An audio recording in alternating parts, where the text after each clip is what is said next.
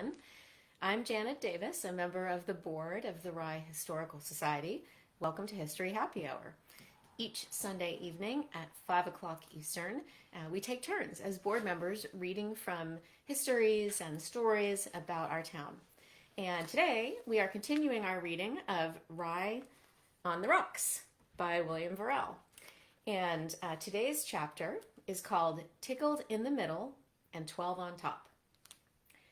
In today's world of private automobiles, it is quite difficult to picture the quiet town of Rye as ever having anything closely resembling an extensive system of public transportation.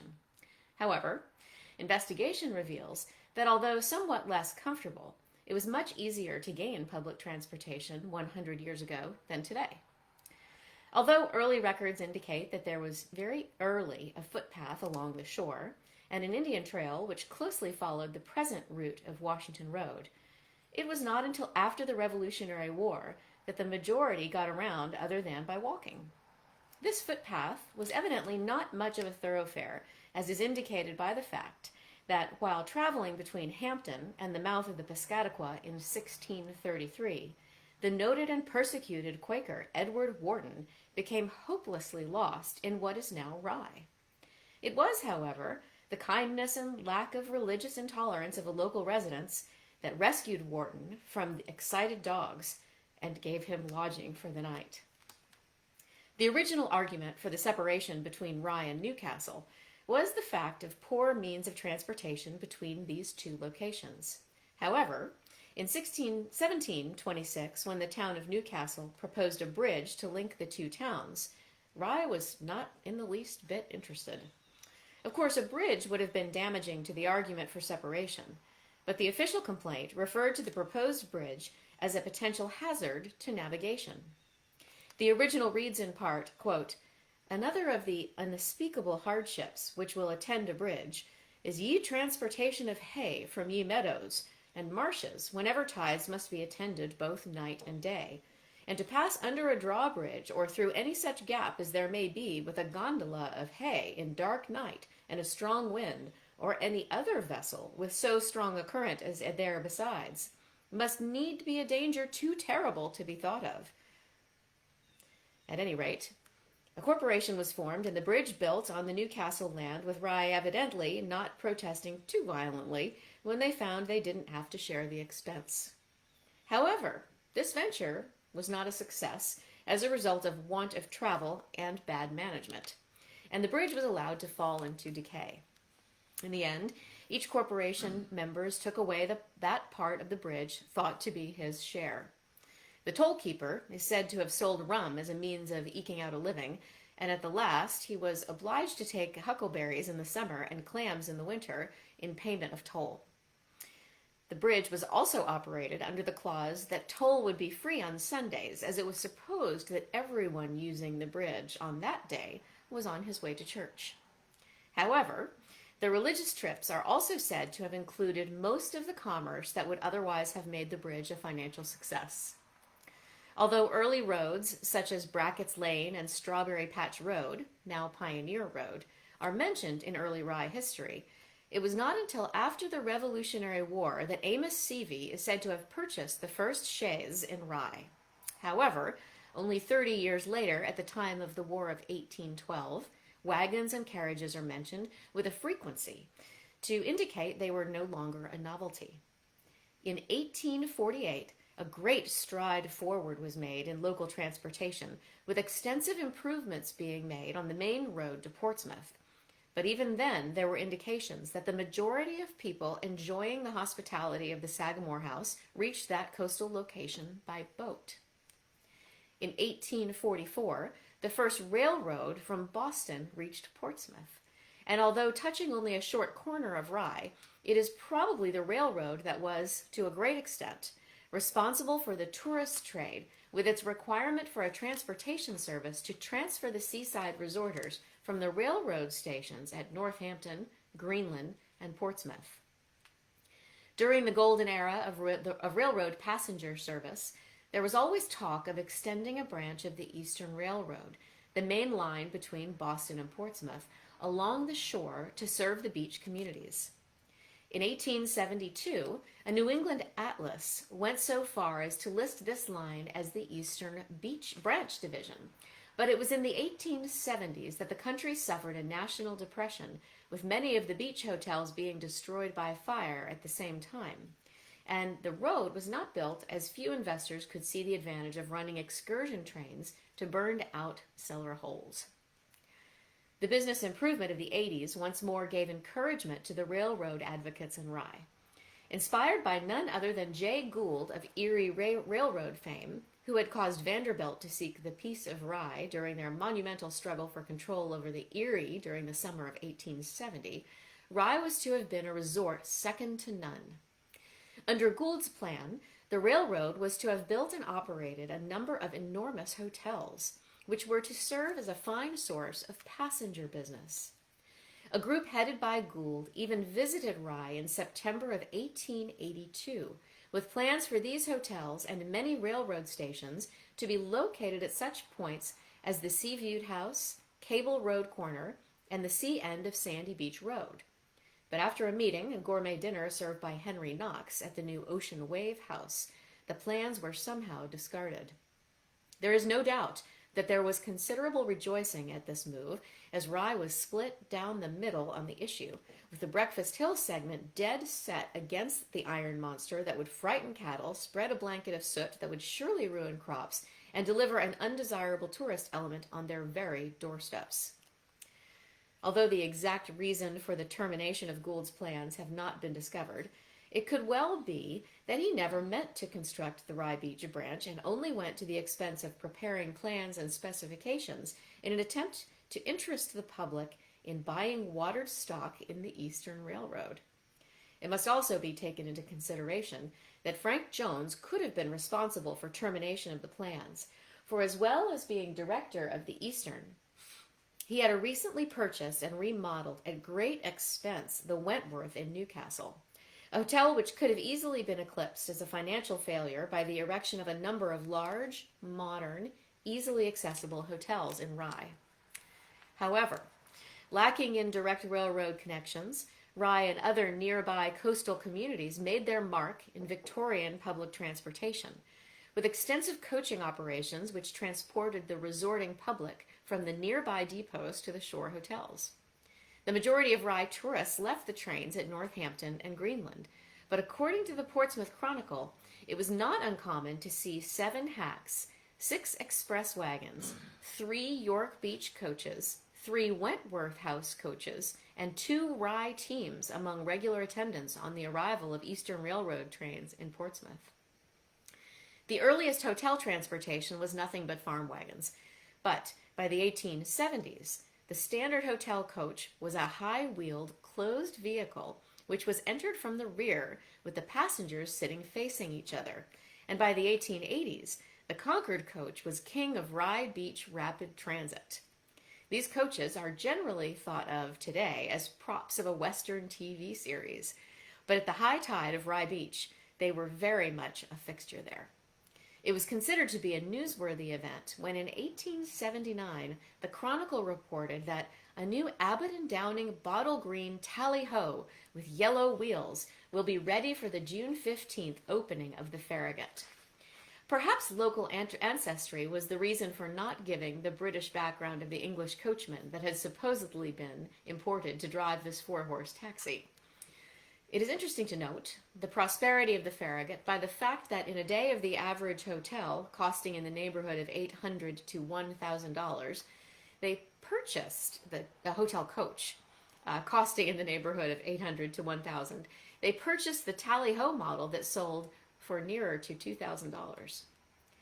Aside from the privately owned hotel coaches, most of the remainder of Rye Beach was served by the stage lines of Edward Balch and Adams Drake. Notable exceptions were Amos Brown, who operated buses to the beach, and the one-armed David Lamprey of Northampton, who drove with the aid of a hook.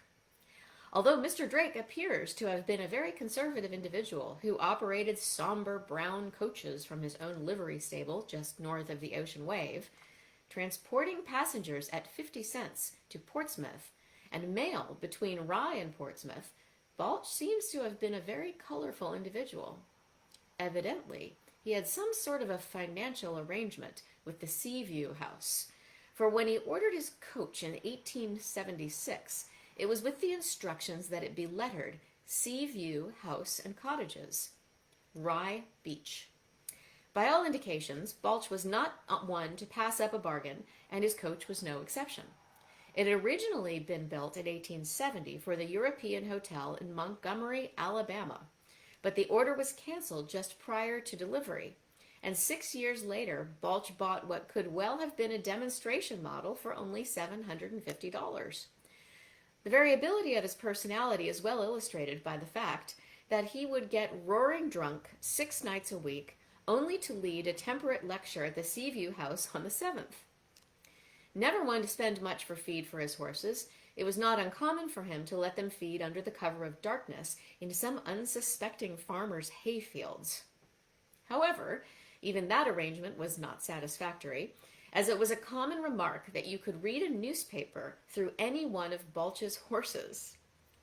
Another example of his unpredictability is indicated by the story that one day, while on the way from Portsmouth, one of the passengers asked him why he didn't do something about one horse which always seemed to be out of step with the others. Balch agreed, whereupon he stopped the coach and proceeded to kill the animal by striking it on the head with a hammer, after which he calmly unhitched the dead beast and proceeded on his way to the Farragut. However, that he didn't take advantage of the dead animal is suggested by the story that on another occasion, while driving a coach full of passengers, he noted a farmer about to bury his dead horse.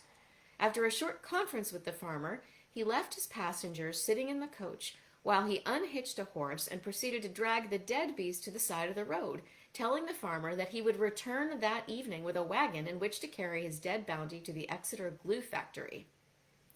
Such were the inconveniences of rapid transit in the 1880s. That local opinion was not entirely in sympathy with the rude system that is evidenced by an 1894 gossip columnist who stated that, quote, the new Rye Beach to Portsmouth carriage line to be conducted by Mr. Edgar Jennes would be a decided improvement over the old 6-horse system, end quote. Although not as prevalent as the automobile accidents of today, coaching accidents were not entirely uncommon. There was also the danger of mean horses to contend with, and many are the stories of so-and-so being kicked or thrown from a team and run over. Typical was the case of a Mrs. Garland, who, while returning from the funeral of her sister-in-law, had her horse scared by a dog, and after a wild ride of a few miles was thrown from the carriage and killed. Perhaps more spectacular was a stagecoach accident, which took place at the Northampton Railroad Station. It was to have been a gala holiday for the employees of the S.S. Pierce grocery firm of Boston in 1890, for it had been arranged that they go to the Farragut at Rye Beach for a day's outing. Although the Farragut had arranged for extra coaches to meet the train at Northampton, it was a much larger crowd than expected that got off the Boston train. As a result, men were piled over and on top of the coach to the extent of its being extremely top-heavy. It was but a short while before the folly of overloading became apparent, for as the coach was leaving the depot, it tipped over, sending its occupants flying. Although most of the resulting injuries could be classified as bruises, it was reported by the Chronicle that one occupant suffered the loss of all skin on his leg from his knee to a point just above the greatest toe. There are many pictures showing women on these high seats mounted on top of the coach, but one old resident assures me that they were just posing and surely got down before the coach started moving again. These high coaches also had their effect on Victorian architecture. The Farragut still retains high stoops on each side of its front steps, built so as to be even with the floor of the high-wheeled coaches. For many years, the Concord coach was Rye Beach transportation, but the coming of the electric car signaled the end of coaching. Electric railroads were the epidemic of the nation at the turn of the century, and it was a logical conclusion that the Portsmouth Street line, which was first organized in 1892, would expand to the nearby communities. January 31st, 1899 was a big day for Rye when it was decided by the selectmen to allow the railroad to be built over Rye roads from the Portsmouth line to Rye Center and along top a loop which would run from Lang's Corner to Wallace Sands and back to Rye Center via Washington Road. The main line was soon completed, with the first car arriving at Rye Center September 3rd, 1899. But the loop was never constructed. Evidently, the directors did not feel that one hotel, a few cottages at Wallace Sands, and the poor farmers of Sandy Beach warranted the expense. If we can believe advertising, the Ocean Wave was not disappointed, as it placed special emphasis on the fact that the hotel was not in a position which would bring noisy picnickers and excursion annoyances to its front porch. However, the advertisement went on to say that the electric cars were close by and offered delightful excursions to points of historical interest and other nearby resorts. Although the electric cars were an immediate success with the majority in Rye, as with the steam railroad, there was a hostile element. Professor Parsons donated land for the Ocean Boulevard only with the understanding that the land could not be used by the electrics, and Joe Langdon Seavey vowed that he would never ride on the monster of the devil that crossed one end of his property. As benefiting any facility that was so much a part of Rye, the electrics also have their folklore. During the days before snowplows, it was not unusual for the level of snow in the main road to be much above the level of the cleared car tracks. On one such occasion, a Mrs. Rand was tossed from a sleigh on the upper level to a sleigh driving in the car tracks in the opposite direction, being transferred quite neatly from seat to seat. The story goes that the transfer was so smooth that Mrs. Rand was not the least injured, and her husband didn't even miss her until hailed by the new chauffeur that he had lost his passenger. Like the coaches before them, the electric cars also had a few accidents.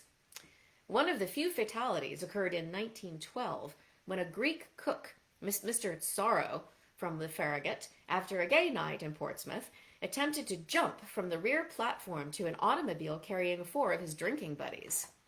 This Rye Center transfer was not as successful as the sleighing transfer of Mrs. Rand, and Mr. Tsaro died the following morning of a fractured skull.